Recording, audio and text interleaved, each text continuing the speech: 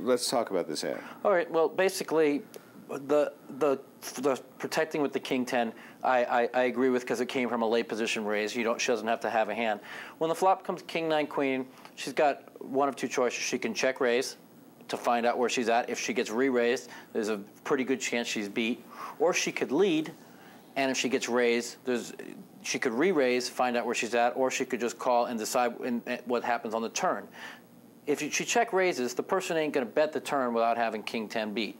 In this particular situation, I feel that by check calling, she left herself exposed to getting beat on the river, which is exactly what happened by not isolating and finding out where she is in the pot. Then the second mistake was on the turn. She checked it again, which was a mistake, but ironically, Larissa also made a mistake by betting into her, because once Larissa got called on the flop, she should have given herself a free card on 4th Street, and she didn't. Exactly. She bet it. She had to worry. There were 2 overcards out there. Larissa should not have bet it the second time, but she did, and then Angela just called her. And then on the river, it really came up oddly, because when the 10 came, it gave Angela 2 pairs, but it gave Larissa the straight. But oddly enough, there was 3 spades on the board as well, so Angela check raised with her kings and 10s, and Larissa just called with a straight. At the end, Angela in no way should she have check raised. It was too easily for her to have been beaten. The only thing that's going to call her is the hand that has her beat. Todd, how would you have played the hand from the position of the king 10 from the very beginning? I would have check raised the flop and bet 4th Street. By the way, though, and if you had done that, now if you had the jacks, he check raised the flop, bets 4th Street. Are you going to call with the jacks? Well, now it becomes a mathematical decision.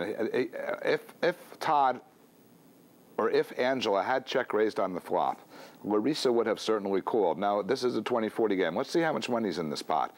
Before the flop, there's a raise and a call that puts $90 in there. Then if there was a check raise on the flop, that would put another $80 in there. That's $170.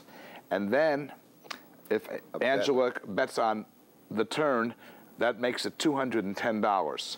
So at this point, Larissa has to call $40 to win $210, and she can assume that she needs a straight or 3 jacks to win. 3 jacks might not win, but most likely she has 6 wins.